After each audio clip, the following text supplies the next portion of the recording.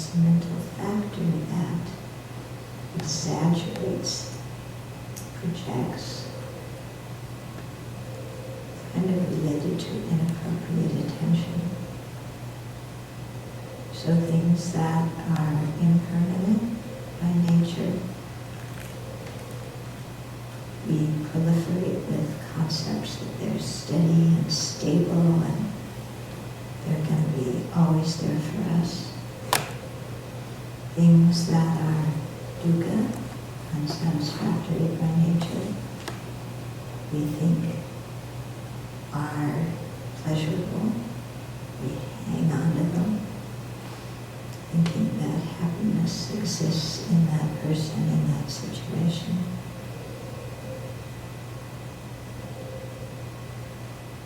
Things that are foul, like the insides of our body, and the outsides of our body too, we think are pure and delightful.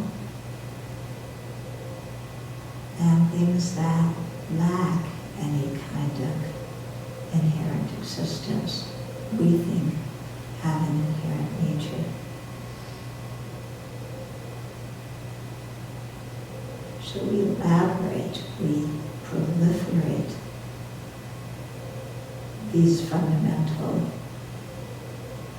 misconceptions, wrong views on phenomena and people. And then on the basis of that, we even proliferate more stuff, saying, I have to have this, otherwise I'm going to be miserable, or me, I'm not worthy. All these other kinds of conceptions about ourselves and others that aren't true, but we make up and then believe are true. So needless to say, through all of these proliferations and elaborations, we wind up in a lot of messes in our life. So we can't see things clearly as they are on a conventional level or on an ultimate level.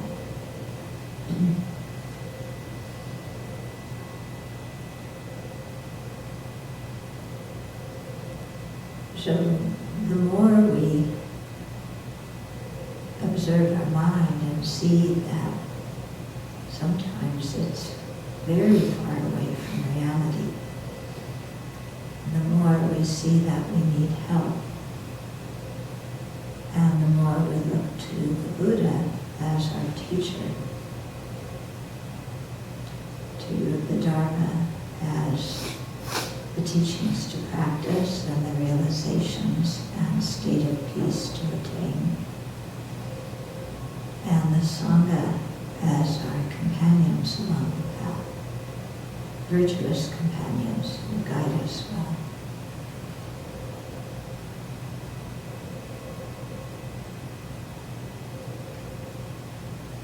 And so as we see the misconceptions in our mind, as we turn for spiritual guidance to the three jewels, then we also keep in mind that all other sentient beings are in the same boat, with the same problems, the same proliferations and elaborations, the same messes. And so we generate compassion for them. And on the basis of that, aspire to attain full awakening, knowing that in order to really benefit others, we need to purify our own mind, transform our own mind first. In short, become fully awakened ones. And so in order to learn the teachings, to progress on that path, then we're here this evening.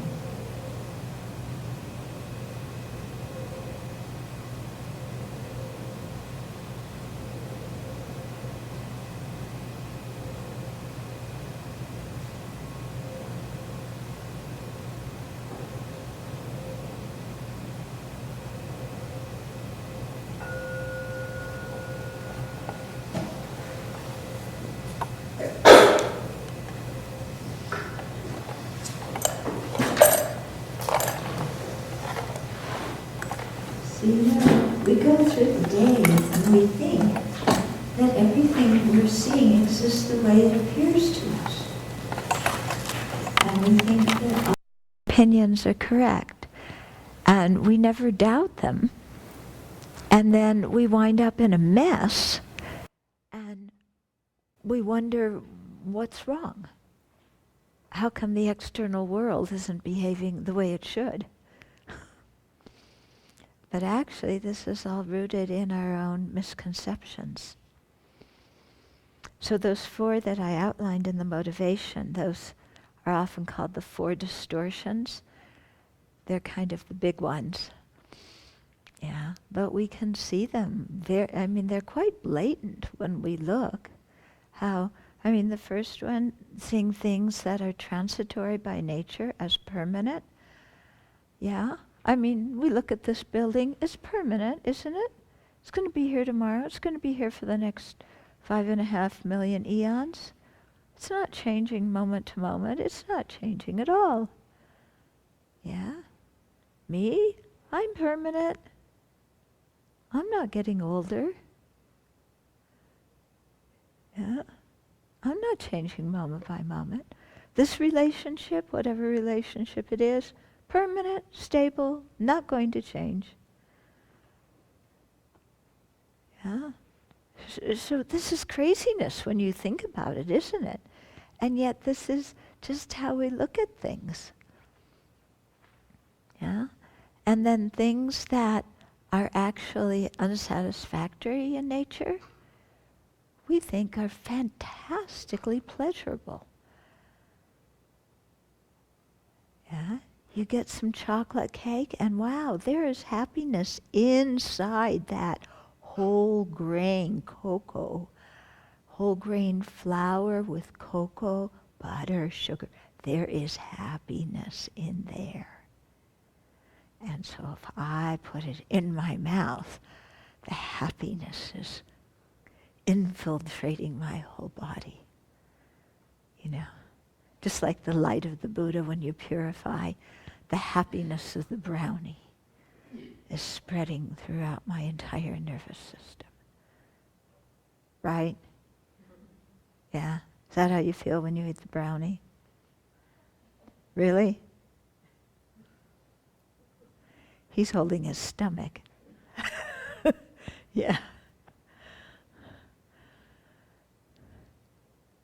Then after you experience that bliss, which was supposed to be permanent, but last all of 5 seconds, yeah, then you have to pay the consequence. Yeah. Soaring sugar, yeah, lugging around extra weight. If somebody gave us 50 pounds of brownies to carry around with us every day, would we carry around 50 pounds of brownies with us on our back? No. But if to eat 50 pounds of brownies over a period of time and have 50 pounds of brownies on our body, we'll do that.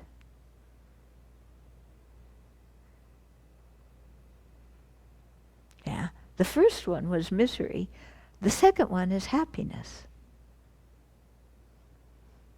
Really?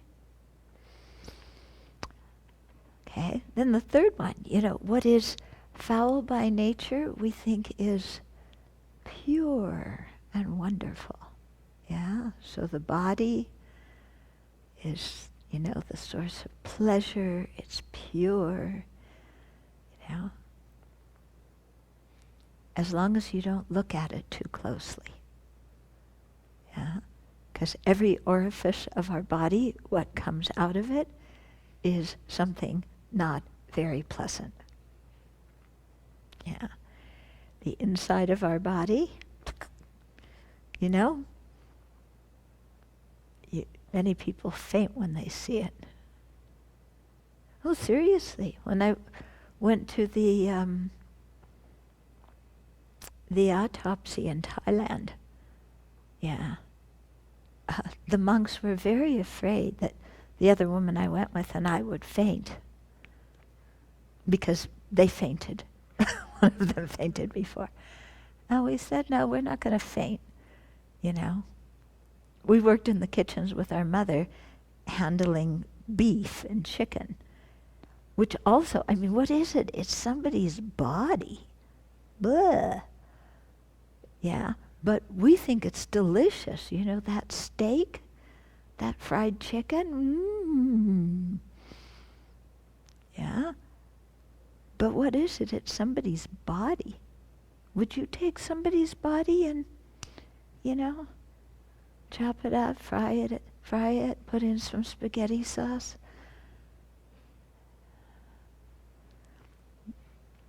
That's what it is. Okay? No? And then things that don't have a self, that don't have some inherent nature, we're sure they exist in and of themselves autonomously. Yeah?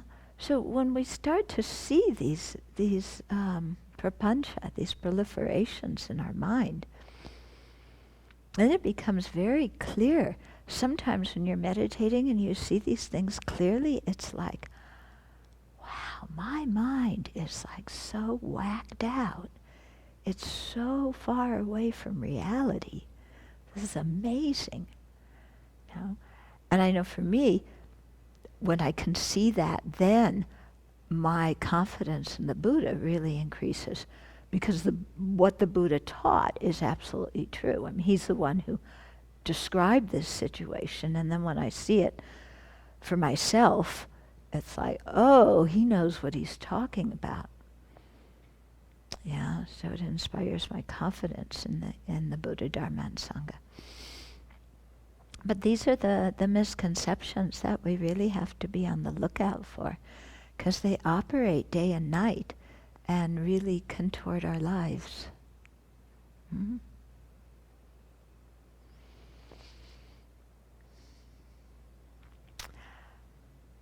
Okay.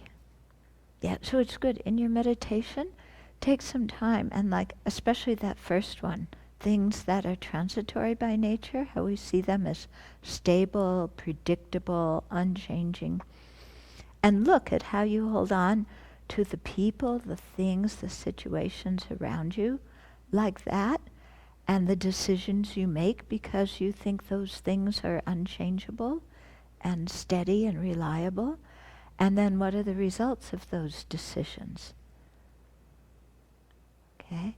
And so when you meditate on that, then you really get a very clear thing about how the way we think creates our actions, our karma, which creates our happiness and misery. Yeah? Becomes much clearer. And this is actually quite profound psychologically. Yeah? It has nothing to do with childhood trauma, what our mother did, what our father did. And it has everything to do with how we see things. The lens we filter our experiences through. Yeah. And so even those things from childhood, we filter them through those same distorted lenses. Yeah. So some negative childhood experience, it's permanent. It's cast in concrete. It's still happening now. Huh? It's not happening now. Yeah, it ceased a long time ago. Why is our mind keeping it alive?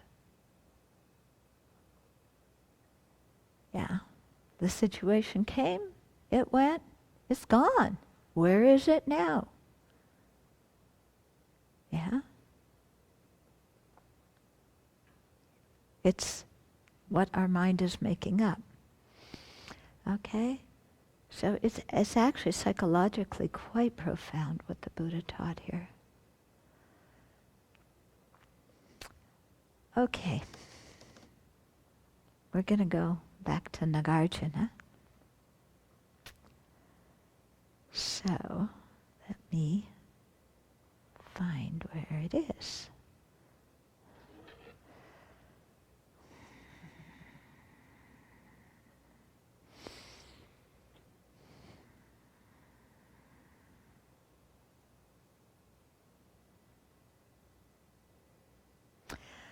Okay, so we've been talking about the 25 special things of cause and effect that come from accumulating or collecting merit and wisdom.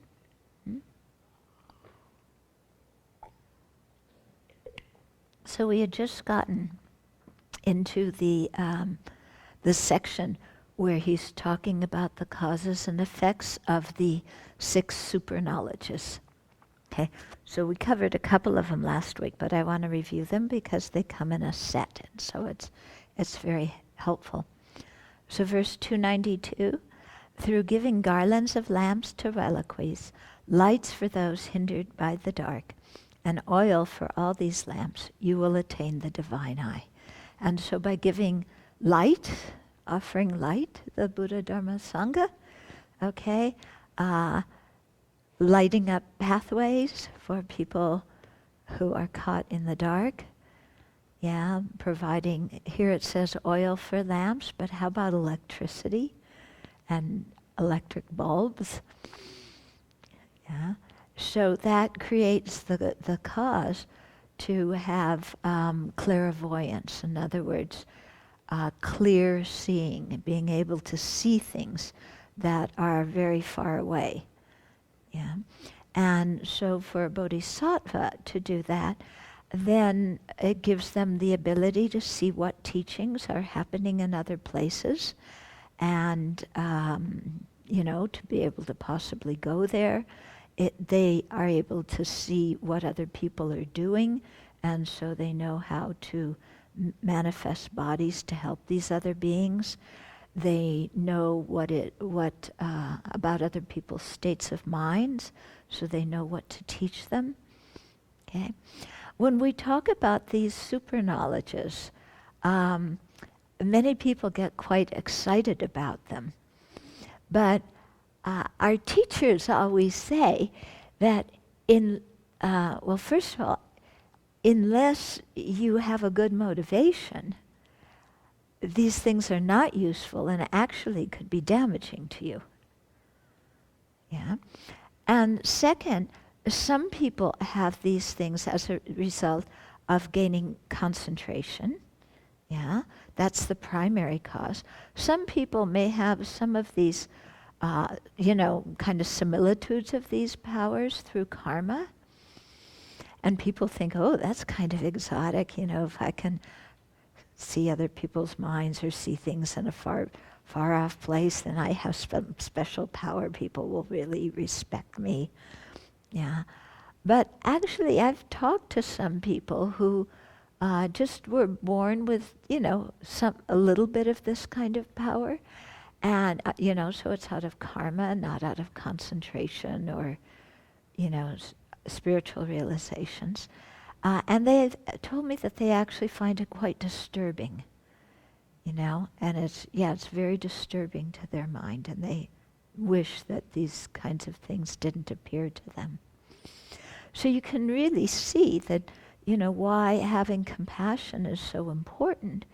To be able to handle these powers oneself, and also to be able to use them in a way that benefits others. Because if you gain these powers just maybe through, like Milarepa, he gained a lot of these kind of super knowledges and special powers.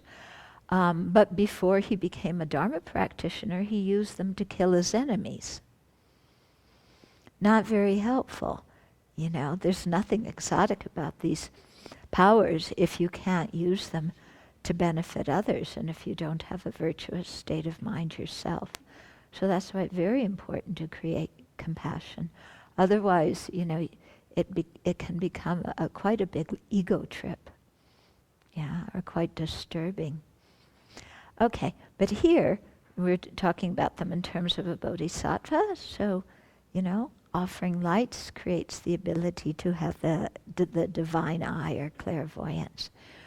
Then 293, by offering symbols and bells for the worship of reliquaries, and also giving conchas and drums, you will attain the divine ear or clairaudience.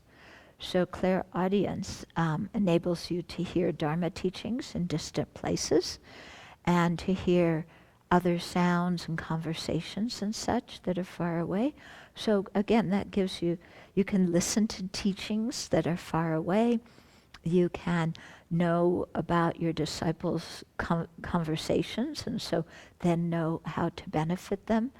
You see this with the Buddha a lot when you read the Pali Canon.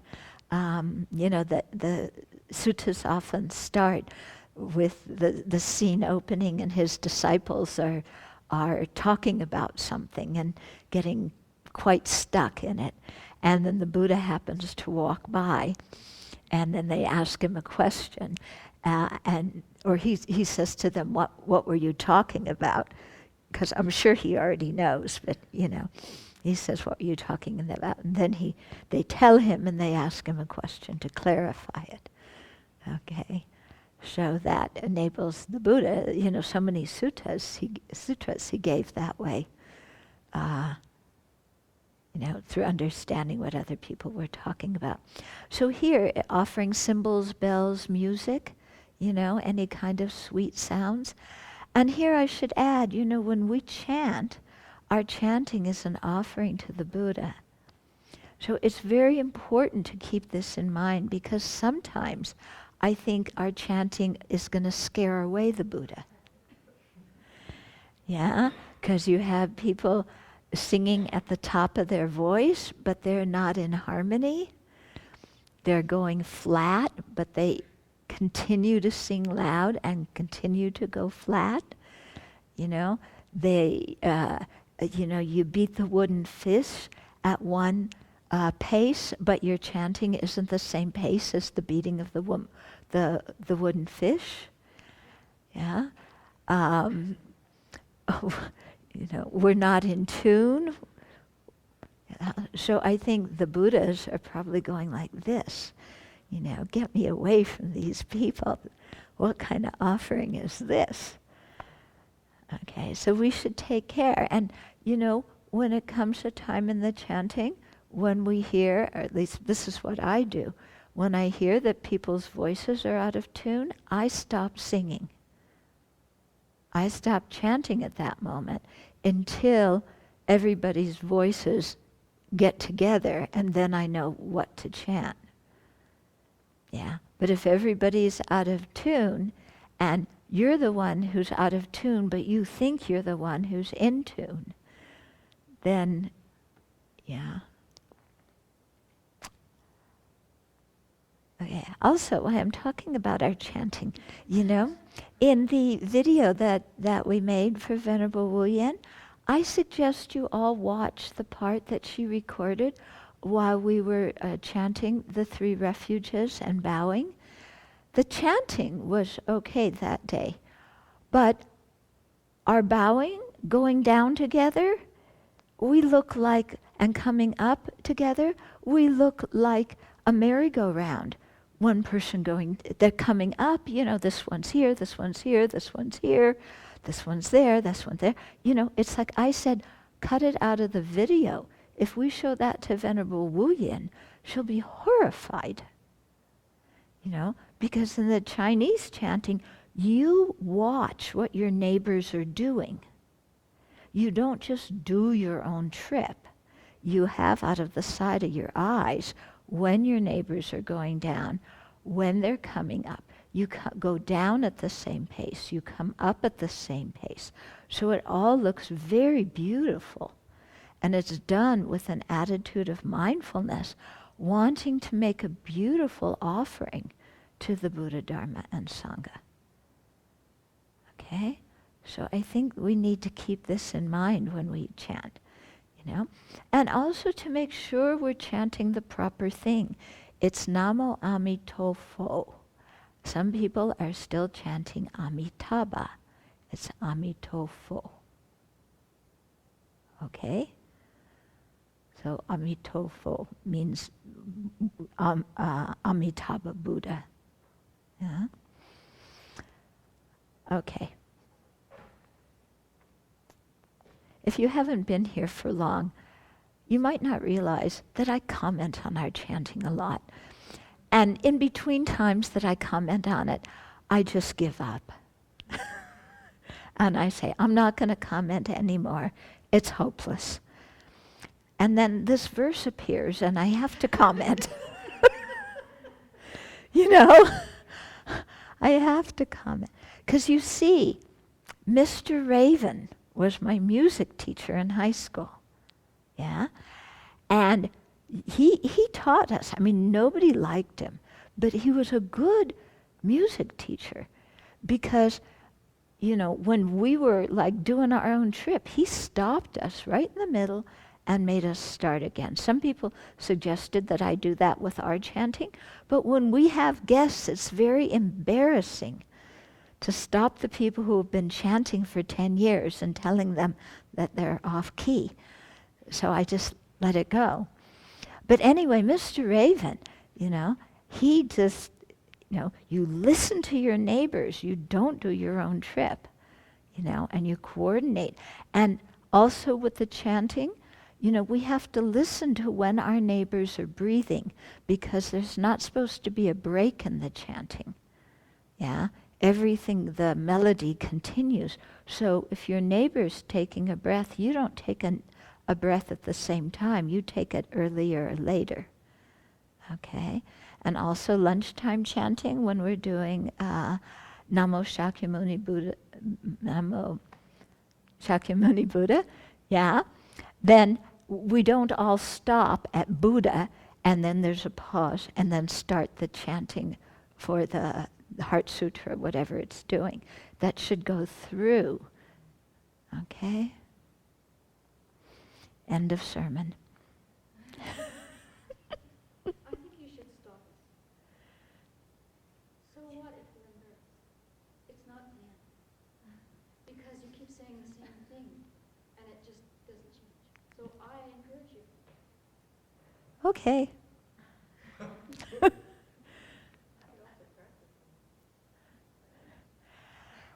We've tried that. Well, we haven't had time to really practice. Yeah, So there's that. right.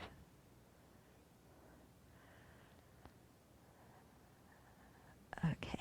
Maybe I'll even start saying the names of the people. It won't kill us. It'll cure it, won't it? Yeah, it won't kill us. Yeah, it won't.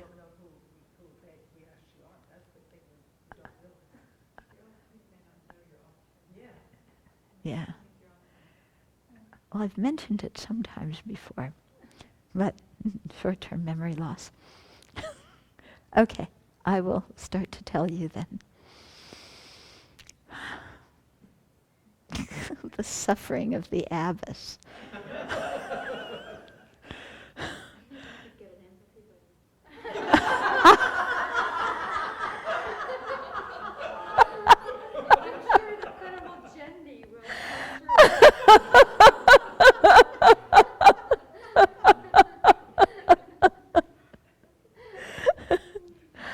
Okay, so 294. Now the first line here is, do not speak of others' errors. By the way, how come we aren't putting it on the screen here? Yeah, it would be nice to have it on the screen so that everybody could see the verses.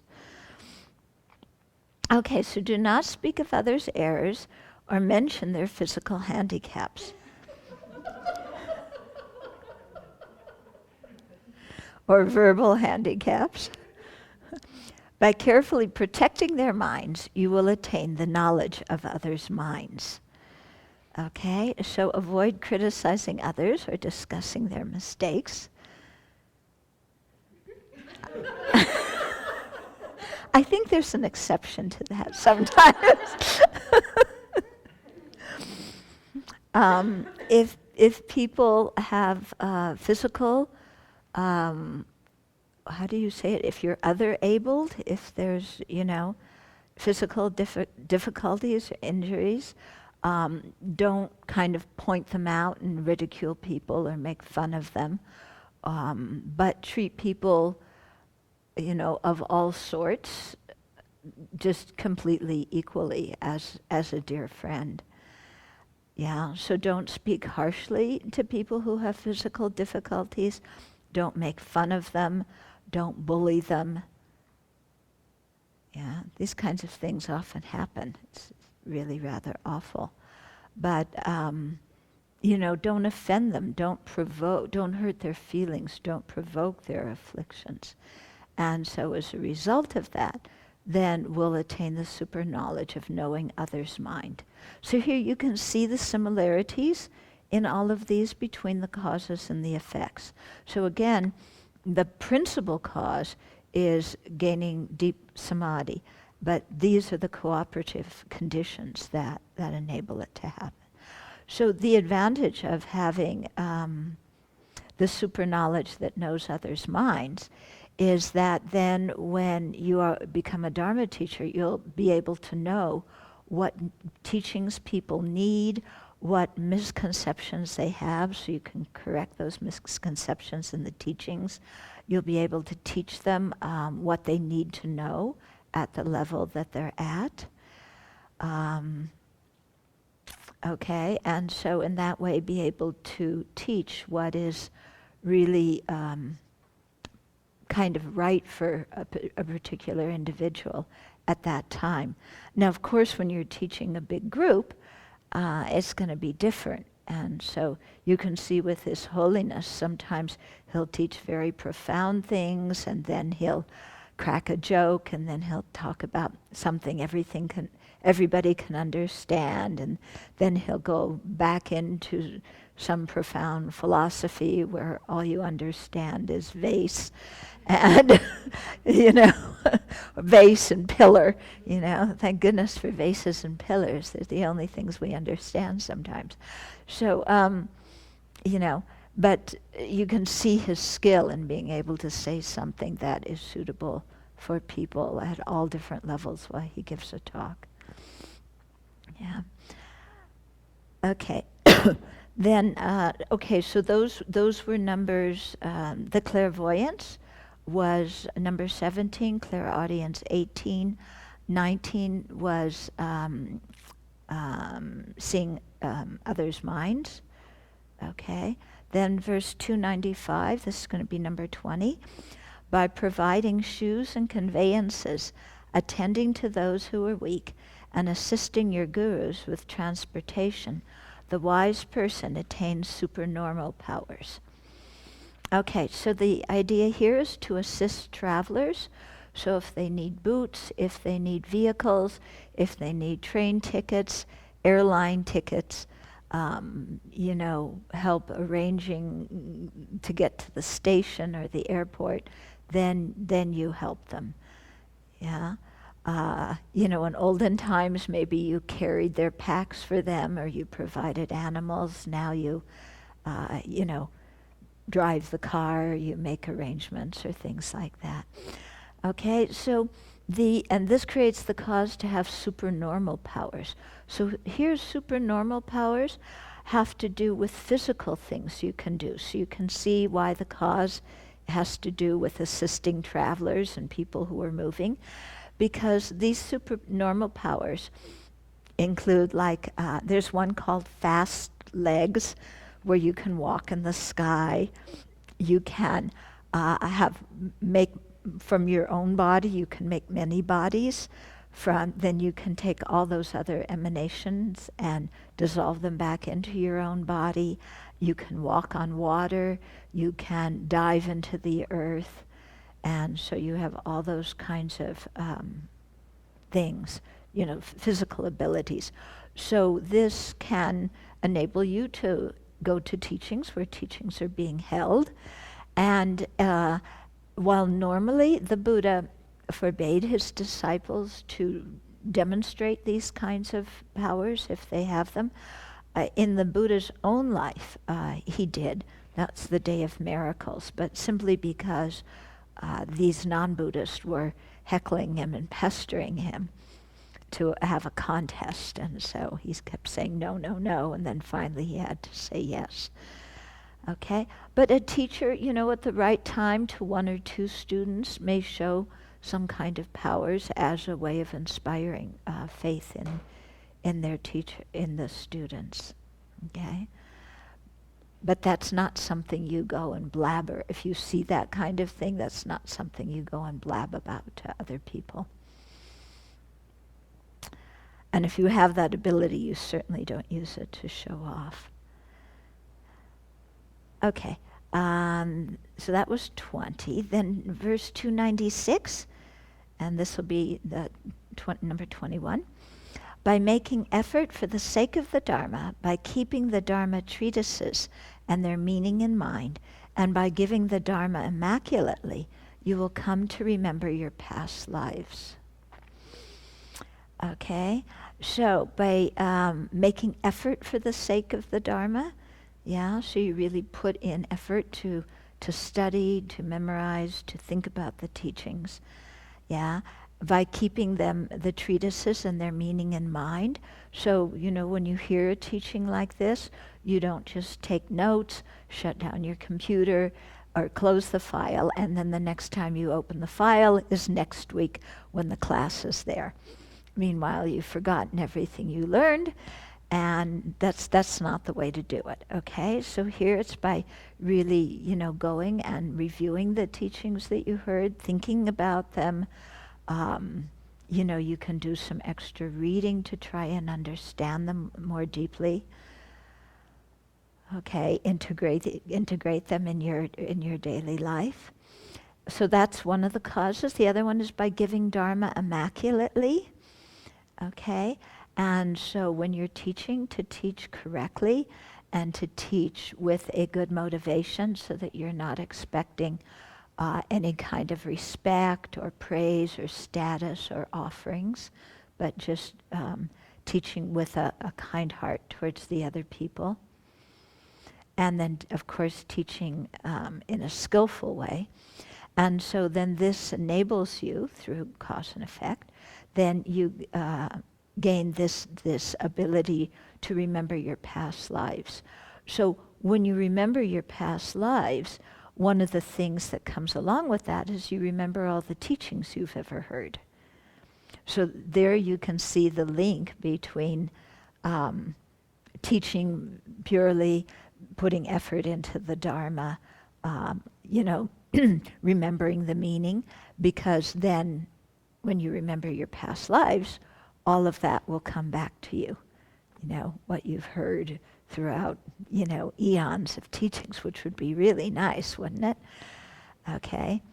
So, you know, and then also the ability here to see your own past lives.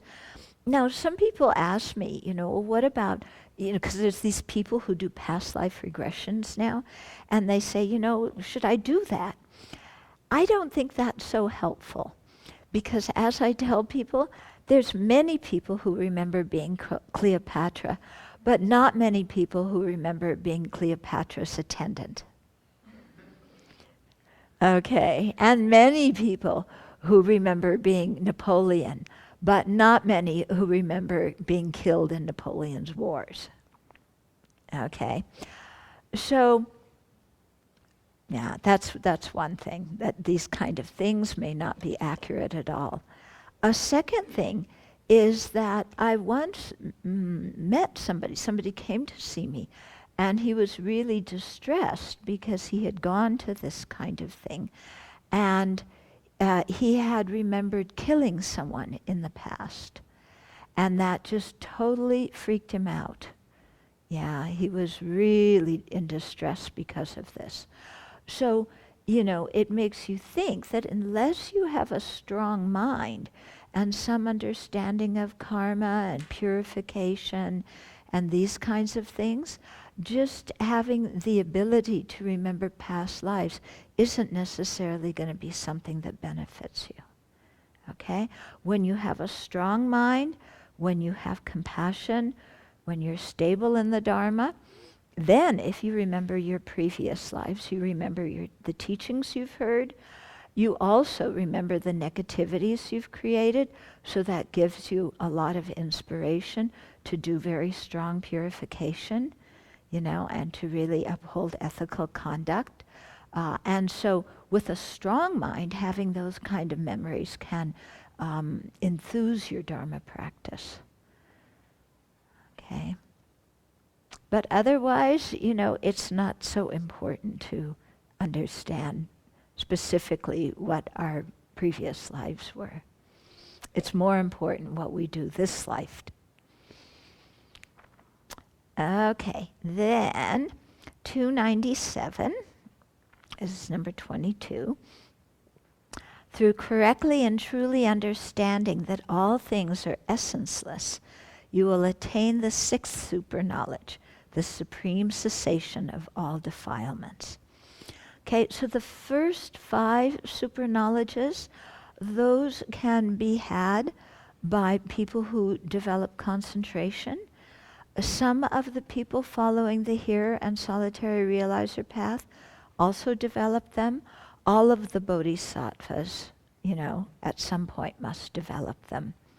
Okay, so, but, so not all the Aryas have those abilities, and they aren't necessary in order to attain arhatship. Okay, but the 6th one is necessary in order to be liberated from cyclic existence and become an arhat, and it certainly is necessary to attain full awakening. Okay, so this 6th of the supernormal powers is the ones where you know that all your defilements have been eliminated. So when we look at the Pali scriptures, there's a stock phrase that comes up repeatedly in them. I can't remember exactly how it goes, but you know that all the defilements have been eliminated, that you have accomplished the holy life, that this is your last lifetime in samsara. Yeah, so you have that awareness that now you're fully liberated. So the cause for that is understanding the meaning of emptiness.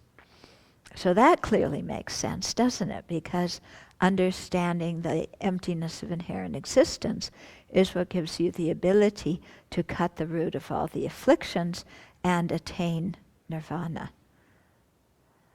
Okay? So, all phenomena have a conventional nature and they have an ultimate nature. Yeah? And conventionally, they have their own nature. Okay? But ultimately, they do not exist by their own nature. Okay, so this is important, otherwise you get the words confused. Okay, so conventionally, things have their own nature. Water is wet, fire is hot. Okay, earth is hard. Our chanting is So everything has its own conventional nature. Yeah. But nothing exists by its own nature, meaning that nothing has an inherent essence that makes it what it is. That nothing has an independent essence that doesn't depend on any other factors.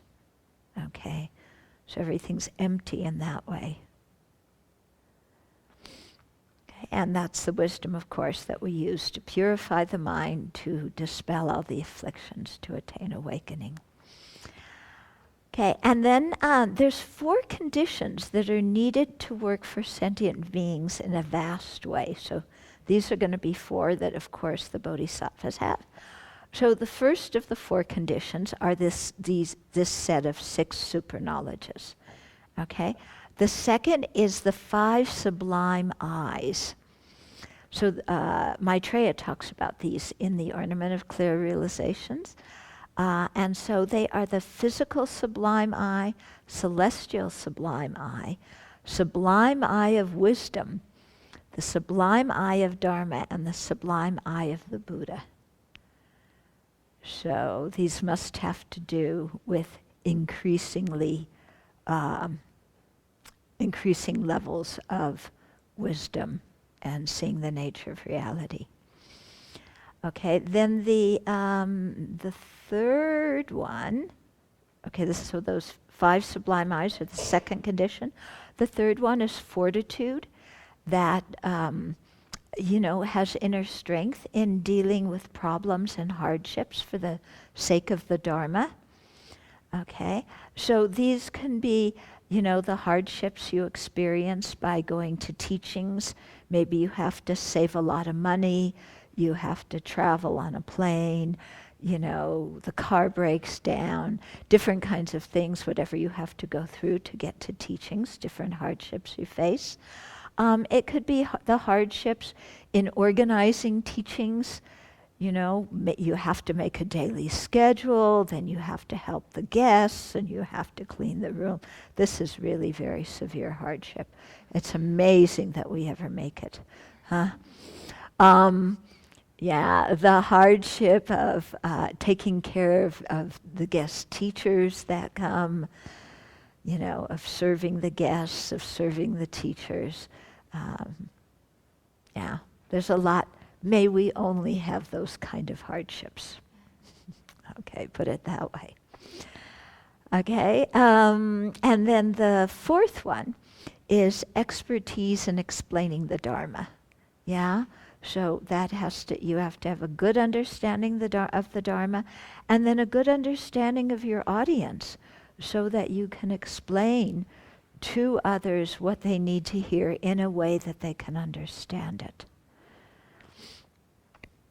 Okay, so those four conditions are needed to work for sentient beings in a very vast way. So think of how you can develop them slowly over time.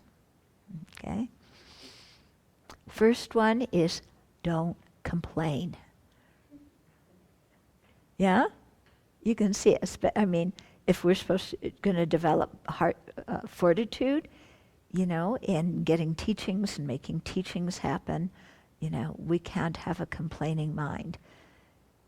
And expertise in explaining the Dharma, all these different practices, the complaining mind really impedes us from developing these abilities. Because when we complain, we say, I can't do this because of something out there, somebody else's fault. Okay, then 298, and this is number 23. In order to liberate all beings by meditating on the uniform awareness of suchness that has been moistened by compassion, you will become a victor with supreme qualities. Beautiful verse. The uniform awareness of suchness. This means that all phenomena equally are empty of inherent existence. In the dedication prayers, we say after lunch regarding the food, viewing with impartiality, again, seeing everything as equal in being empty. Okay. So by realizing that all phenomena, be they the afflictive phenomena of samsara or the transcendental phenomena of the Aryas, whatever they are, that all these things are empty of inherent existence. They are essenceless.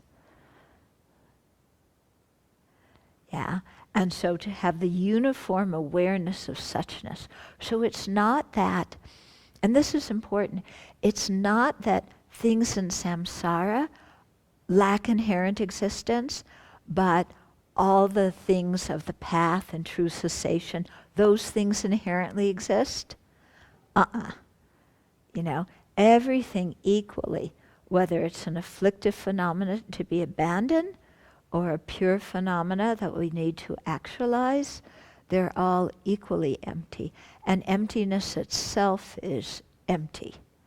Yeah? If we start making emptiness into some kind of absolute reality out there, independent of everything else, then Nagarjuna tells us we're sunk. That we've completely, we're sunk. Okay, and this awareness of suchness should be moistened by compassion. Yeah, so not just the awareness, the realization of emptiness of a hearer or a solitary realizer, but one that is moistened by the great compassion of a bodhisattva that wants to liberate all sentient beings. So may we all attain this quickly. Okay, so in other words, fulfilling the whole collection of merit, the compassion side of the path, and the collection of wisdom, the wisdom side of the path. And that bringing the result. Okay, then verse 299, this is number 24. Due to your unshakable resolve, your Buddha land will be pure. By having offered precious gems to the King of Sages, i.e. the Buddha, you will shine with infinite light. Okay, so here, unshakable resolve. When we talk of the 10 perfections, because there's 10 and the last 4 can be subsumed in the 6th, the perfection of wisdom. One of the latter forms, I think it's the 8th one, 8th, 9th, one of them, is unshakable resolve.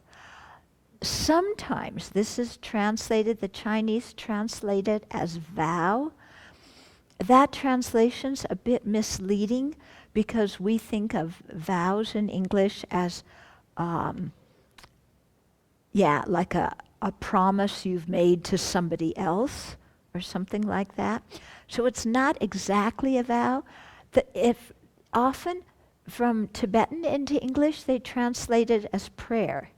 And it's not a prayer. It's an unshakable resolve because prayers are, may this happen. Unshakable resolves are, I will do this. Okay, you see the difference? Yeah, so they aren't just, it isn't just the perfection of prayer because His Holiness is always telling us, you have to act, you can't just sit there and pray. So an unshakable resolve is that determination that I'm going to do this for the benefit of sentient beings. Yeah, it's a resolve, and it's not shaking. It's not shaking due to self-centeredness. It's not shaking due to fear. It's not shaking due to feelings that I can't measure up.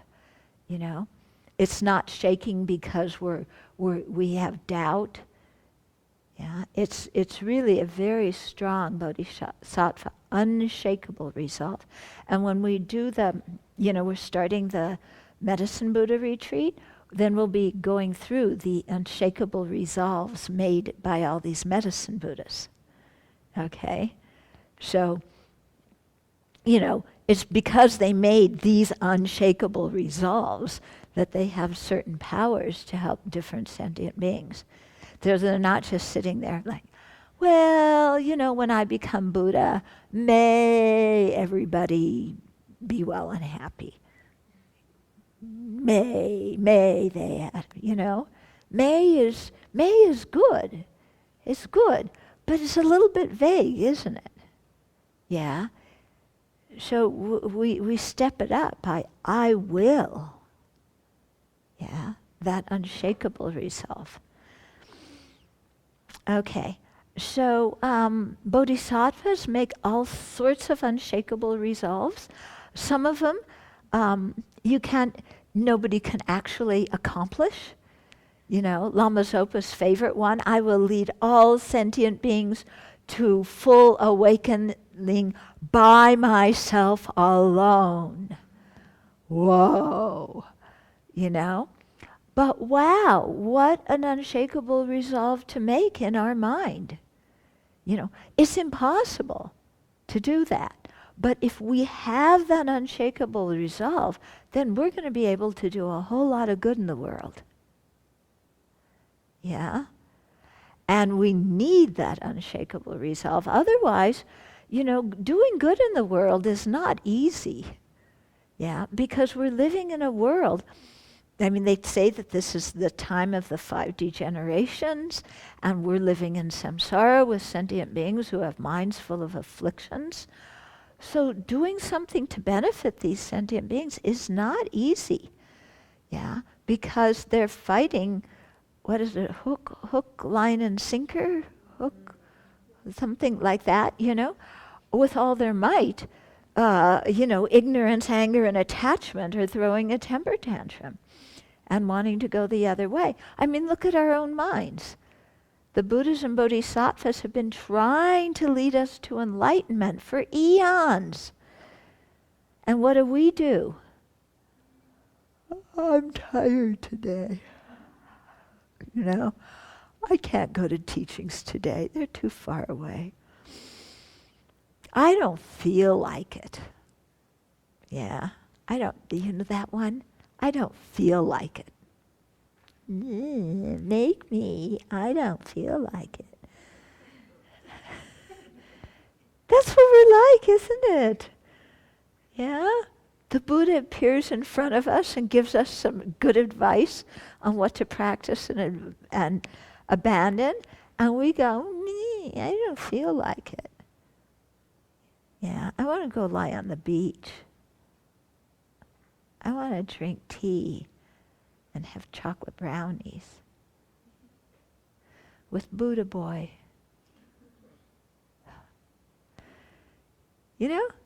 So, look what the Buddhas and Bodhisattvas have to go through to help us. So, when we try and help other sentient beings, it's going to be hard. So we have to have this very strong fortitude and very strong, unshakable resolve in our mind. Okay, specifically here, they're talking about the unshakable resolve that enables you to purify your Buddha land. So when bodhisattvas get enlightened, they do so in a Buddha land that they create. And so, if you're going to create a Buddha land, you have to have more than a contractor's license. Yeah? Yeah. And more than Foswell. Okay, because you read the descriptions of the Pure Lands. I mean, they're amazing, totally amazing. You create this space where you attain awakening, and then you invite other sentient beings to come in it, so you can teach them the Dharma. Yeah. May I ask? I'm just looking at the chart. So the eighth ground is the higher practice of the perfection of aspirational prayers. Is that the one? Yeah, that's the one. Okay, so it's the eighth. Yeah, so it's the eighth of the 10 perfections. Yeah.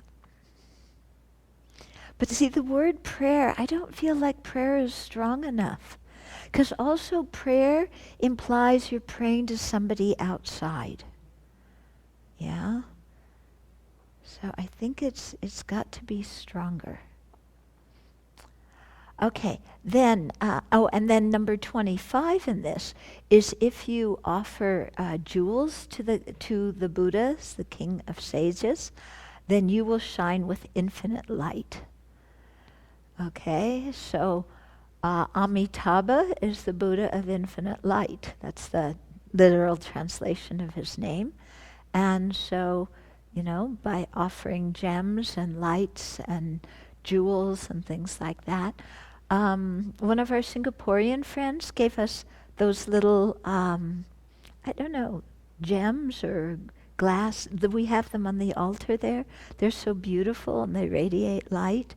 Yeah, so offering those kinds of things, or in your mandala offering, things like that.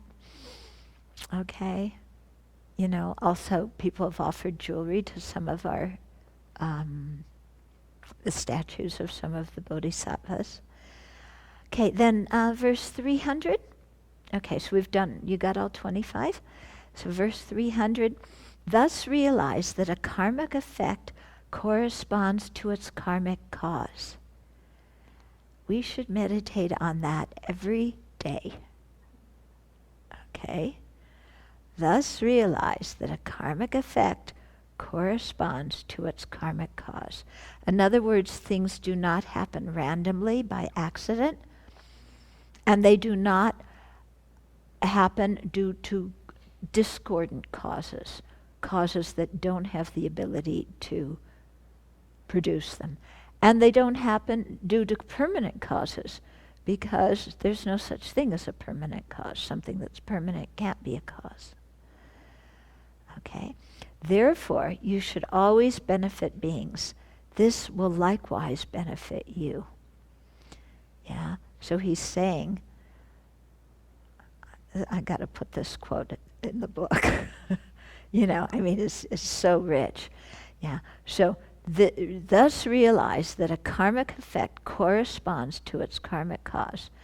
Therefore, always be of benefit to beings, because immediately that benefits them, and because karmic effects are due to their corresponding karmic causes. When you benefit sentient beings, this will likewise benefit you. Similarly, when we harm sentient beings, we harm ourselves, because we create the destructive karma that will ripen in our own misery. So we should never think that it's an either or, that either I help someone or I help myself, or I harm someone else or I harm myself. When we understand karma, we understand that these are very intimately related. Okay. So this completes the commentary on part 3 of the Precious Garland, which is the collections for awakening. And then we'll go to part 4, which is on royal policy instructions on the practices of a monarch. Okay, so practical advice for leaders. But let's pause before we start chapter 4, see if there's any questions or comments.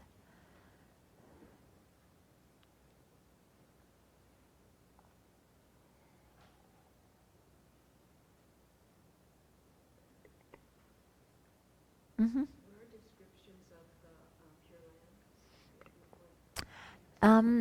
Descriptions of the Pure Lands, you can look in the Amitabha Sutra. There's a trilogy of 3 Amitabha Sutras.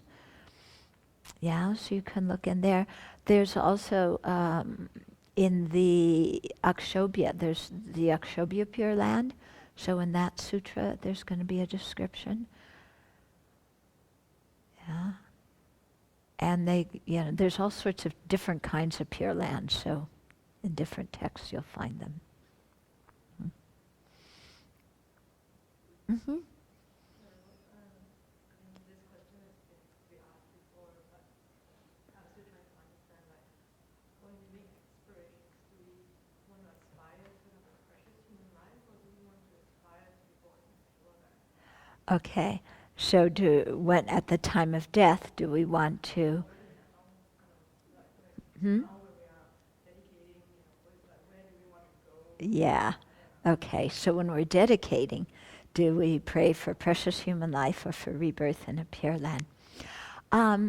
First of all, they say if you dedicate for your own and others' enlightenment, then a good rebirth comes as a byproduct. Okay? Then in terms of which one you pray for, I think that depends a lot on your mind. Yeah? I know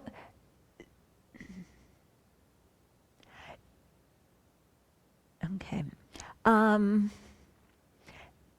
They talk about, in a lot of the teachings we read, we see that there's a lot of dedication verses for rebirth and Sukhavati.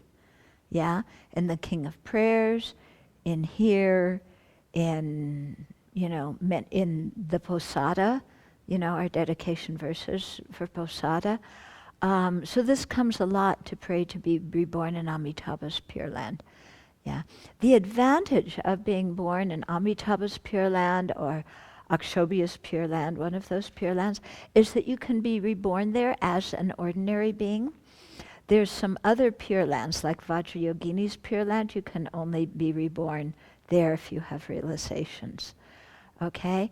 So, and the advantage of being born in a Pure Land is that you have all the favorable conditions for being able to practice.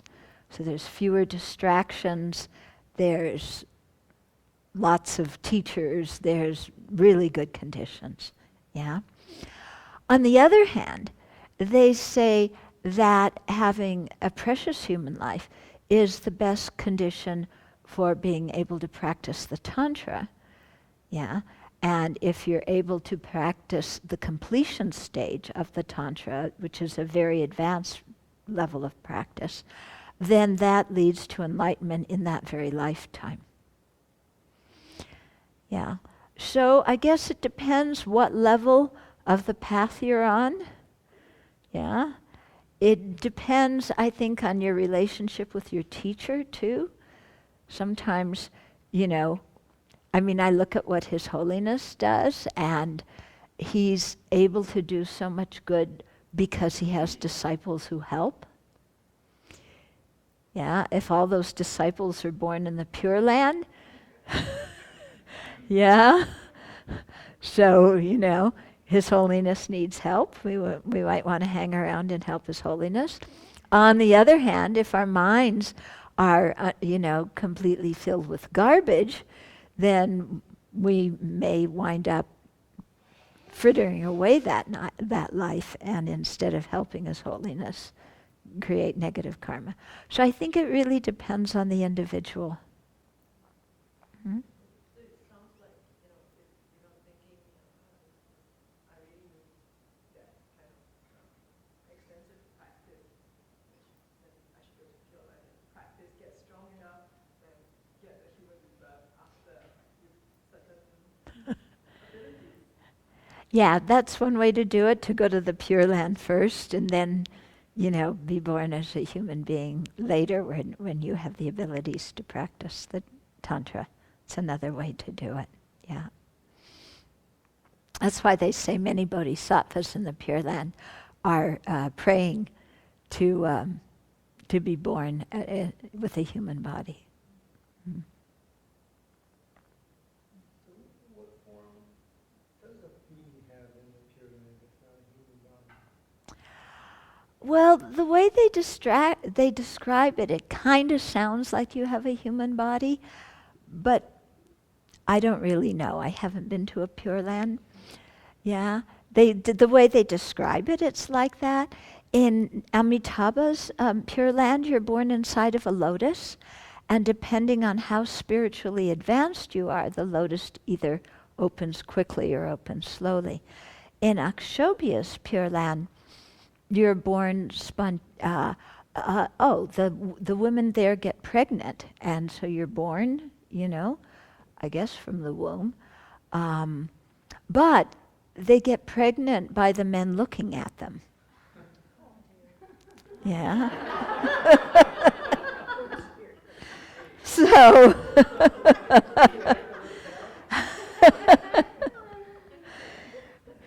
so No turkey dance. yeah, right. No turkey dances. Yeah. Let's have a father and son talk. Yeah. Yeah. Okay. Okay. Someone asked, when we do the extensive offering practice of imagining an environment for beings to have what they need, so we can all make offerings together, are we practicing creating our Pure Land? So when you're visualizing a beautiful realm you're transforming sentient beings' realms. Is that the question? Or you're making offerings to the Buddhas in the pure realms, the Pure Lands? It's the extensive offering practice. Yeah, usually the extensive offering practice, you're offering to the Buddhas and Bodhisattvas. I would think that, yes, that would be involved in creating some of the causes for your Pure Land. And someone asked they missed the part about the sublime eyes. Are these more advanced versions of the first 6 super knowledges? I don't really know much about the 5 sublime eyes, to tell you the truth. Sorry. At the beginning of the teaching, you mentioned something that we always do. A situation comes, it goes, and then our mind keeps it alive. Mm-hmm. So why, in fact,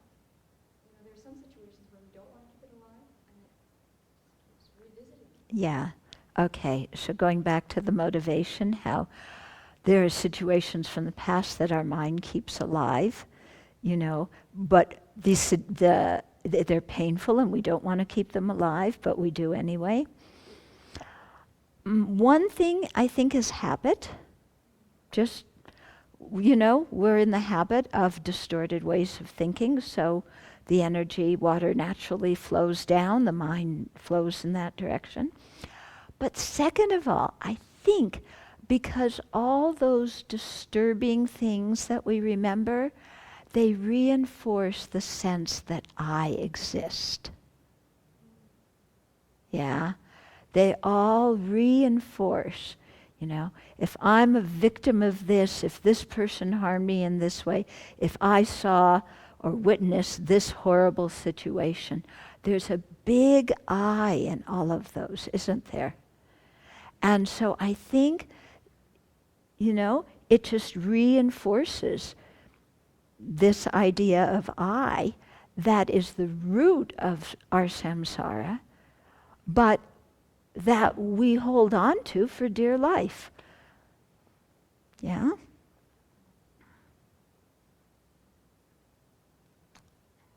Yeah, because if we look, all those painful things that we latch onto, or even negative memories from the past, or even grudges we hold on, all those things involve a very strong I exist. Me! Even though it hurts like hell. Yeah? So, that's my theory. Mm-hmm.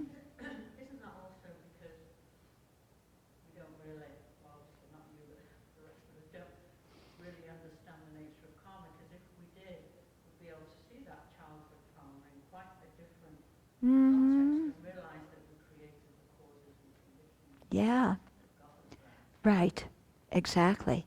If we really understand karma, then whatever suffering experience we go through, we realize that, it's karma ripening. That we created the cause. This is not a punishment, but it is the ripening of karma, and now that karma is finished. And so instead of hanging on to it, we would let it ripen and let it go. But it's so interesting to watch our mind, isn't it? And how much time we spend ruminating.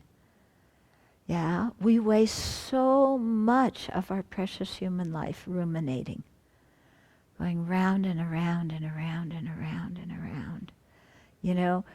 Especially revisiting the past around and around.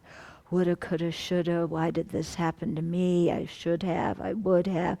They did this, that, well, I want to relive it, but I can't.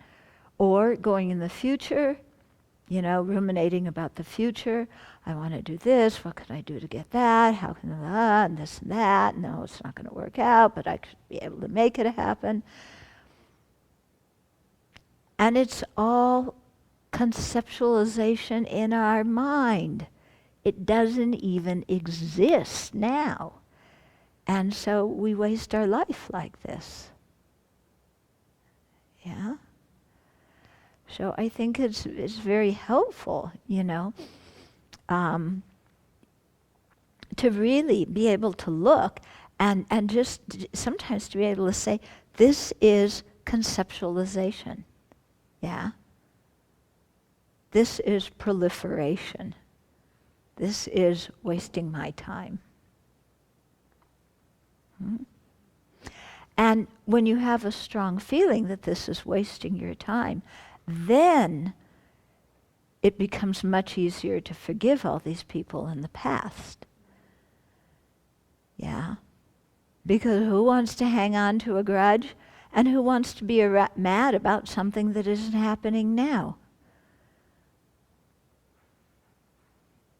Yeah? And who wants to keep recalling to mind some bad memory of what somebody did to you or what you saw or what you experienced?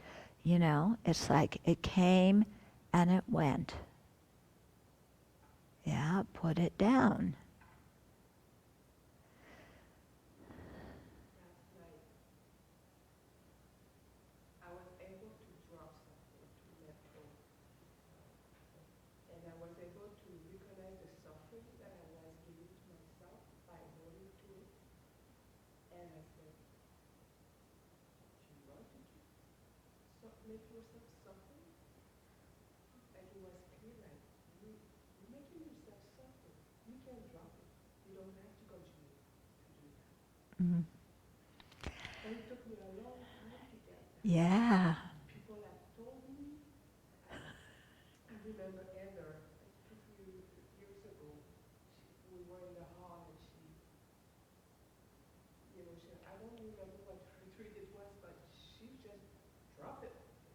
God. And I was thinking, oh. Yeah. So you see, it's this whole thing of practice and why we have to do the same thing many times. And all the times that we don't succeed are putting the imprint deeper in our mind and making it possible for us to finally succeed. So don't put down all the times when you have quote, quote, bad meditations because you didn't come out feeling like you were on cloud nine.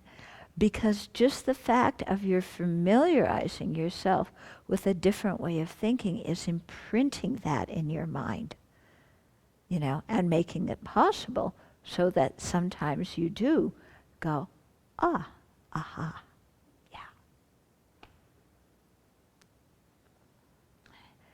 Cheryl, you had something? Yeah, I'm just a little bit similar to that. Just how we say but. We were talking about, I think it was a few weeks ago, they harmed me, the past, present, future kind of thing. Yes. And what I find myself doing is when I'm thinking about it, I get to the point like, okay, just drop it. But. And then, so it's like combating that, but, yeah. Yeah. Yeah. Right, but they did, yeah. Yeah. Yeah. And our mind. And then that's why I say, what's behind that? But they did this. The thought that reinforces I exist. Yeah? And you have to go, but so what? But they did that, so what? So what? Like Rinpoche, then. Yeah, they did this and this and this, then. Yeah, then. Support me in my suffering. Yeah. Yeah. We want some pity when we're suffering. Yeah.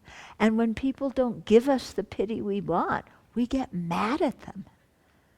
Because they don't understand and they have no empathy.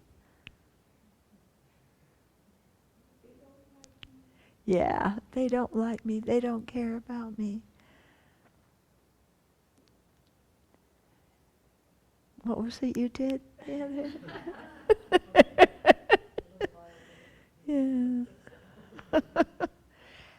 Was it you? Yeah.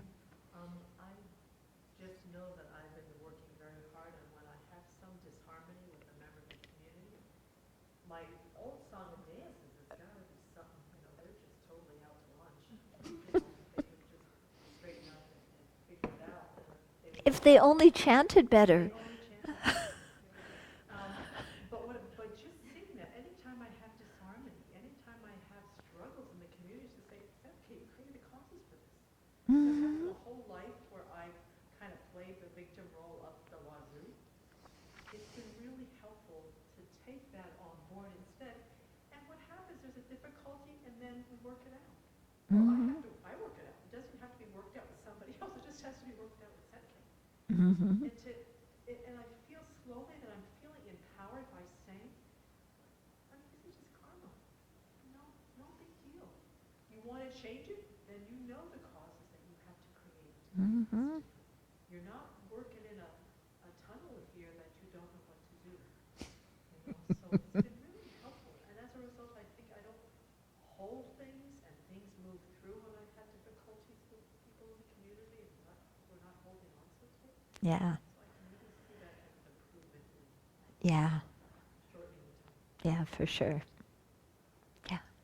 What's interesting as well is adversely, when there's something that's happening to someone that's very intense or, suffering, to watch how one can put their story on that experience. And I think that prevents me from being there fully compassionately because I'm so concerned about my reaction to that abhorrent Mhm. event, as I label that, rather than just being present with just that moment, rather than adding on what I project to be the experience. Yeah. So is that clear? Yeah. Yeah. Okay. So you're saying that we increase our suffering by, instead of just being present for somebody else's experience, we look at it and think, oh, it's so terrible. That's so horrible. How can that be? It's so painful. And we get ourselves all worked up about it. And that impedes our being present to actually help the other person who's going through that. Yeah. And so what's happened there is it's become personal distress instead of compassion. Yeah.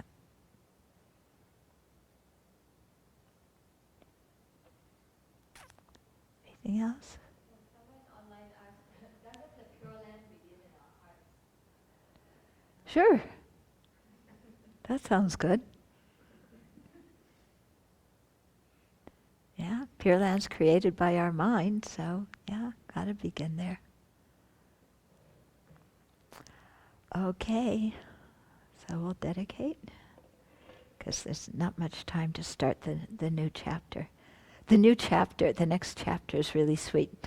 I'll give you a preview. It's Nagarjuna is going to give the king some really good practical advice about how to run the kingdom. But he has to approach the king in the right way. Yeah.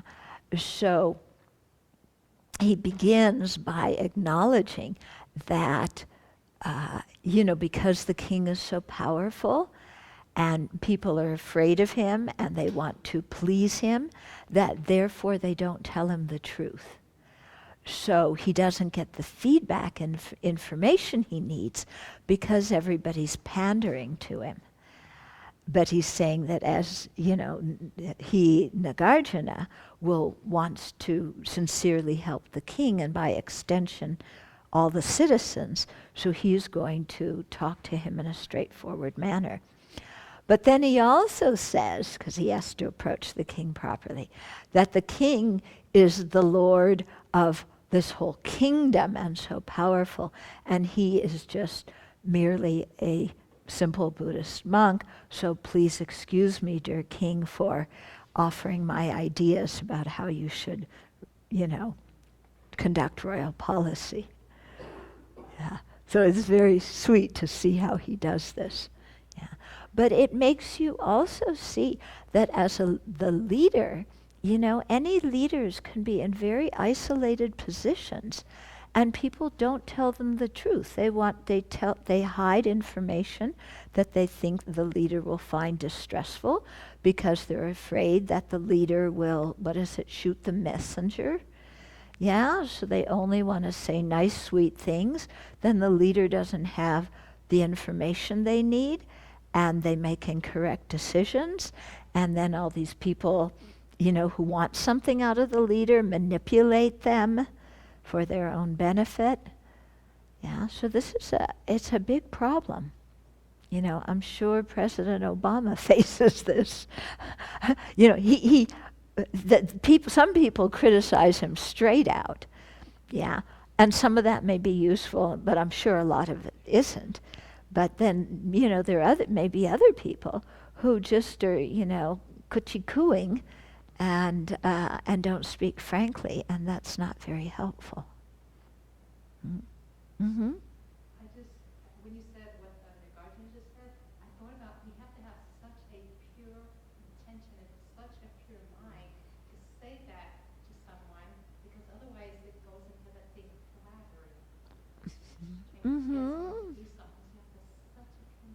Yeah. Yeah, but you have to really want to help. And so you have to say sometimes things that are difficult for the person to hear in order to help them. Yeah. But of course, when people do that to us, what do we do?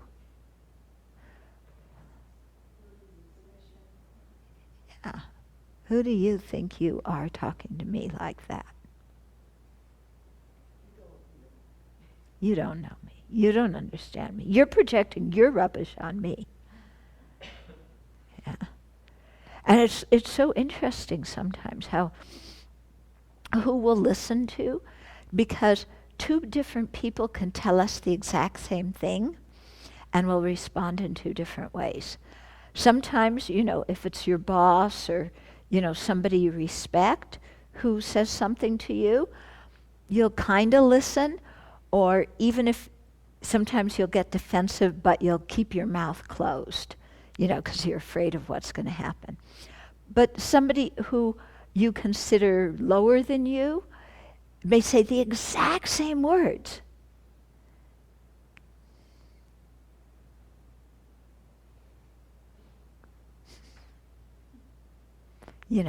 We just look away with disgust, like, who are you? It's true, isn't it? Yeah? Yeah?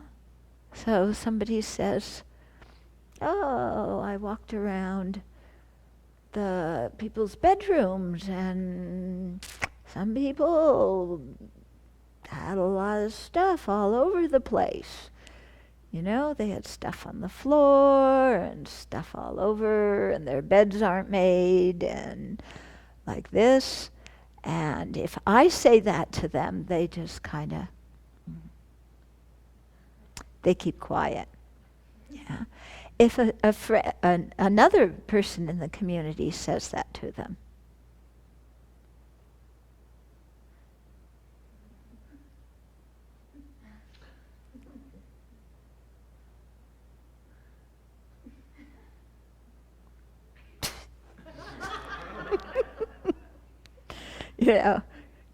kind of hissing like the cats, isn't it? The information is the same, and the information is true. Why do we hiss if the information's true? Sometimes people even hiss at me. Can you imagine that? Yeah. Sometimes. Yeah. They do that to me too. Yeah. Yeah. But it's interesting, isn't it? We don't want to listen to anybody, even if what they say is true. And yet, what we always say, I want to improve and become a better person. And here's somebody telling us how to do it, what we need to work on. And we're like, get away from me.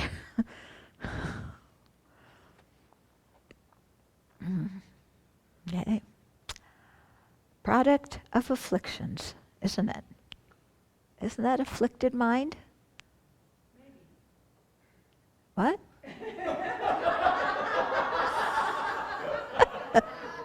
Maybe? Maybe. Because you would have a certain motivation for giving feedback. Mm-hmm. And others in the community might have a similar motivation. They might have a tainted motivation, a mixed motivation. Does somebody's motivation matter? It lands differently. Does it matter? If there's a stop sign on the road, does it matter whether, His Holiness put it there or whether your enemy put it there? Yeah. It doesn't matter. Somebody's motive, if you're receiving helpful information and something that you need to look at, it doesn't matter what somebody else's motivation is. What we would like is for everybody to come up, make 3 prostrations to us, kneel down, and say, dear, venerable, holy being, may I please suggest that maybe, perhaps, sometime you might want to consider cleaning up your room. Excuse me. Taking those things that somebody else left lying scattered around your room, because you would never leave your room a mess. I know that. So please, the things that, the cat spilled, or, we have this little kind of, Peter Pan comes in sometimes, and he sprinkles all your stuff around your room and makes a mess. Yeah, and his fairy dust, it all turns to dirt, and so your room looks dirty, and so we know you didn't do anything, but, could you clean up after Peter Pan, please? Yeah. That's what we want to hear, isn't it? And then after they say that, they make 3 more bows and say, "Oh, holy being, I'll clean your room for you." And of course, then if they go to clean our room for us, "What are you doing cleaning my room? You're putting things away where they don't belong. My room doesn't need cleaning anyway. I always keep my jacket on the floor in that corner. That's where it belongs. And I also always keep my dirty tissue in that corner. And all my vitamin bottles are decorated on the floor. They're the decorations of my Pure Land." Yeah. So don't you touch anything in my room. Right? Maybe we better dedicate. Is there anything more you want to say about chanting?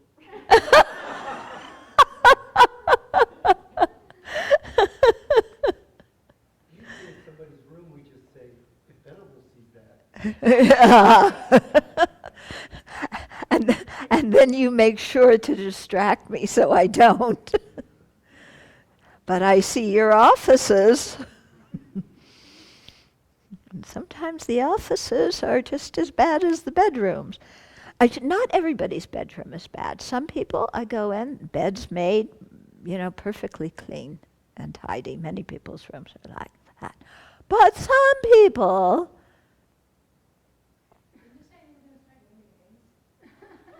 you want, yeah? Should I name? Do you really want me to name names?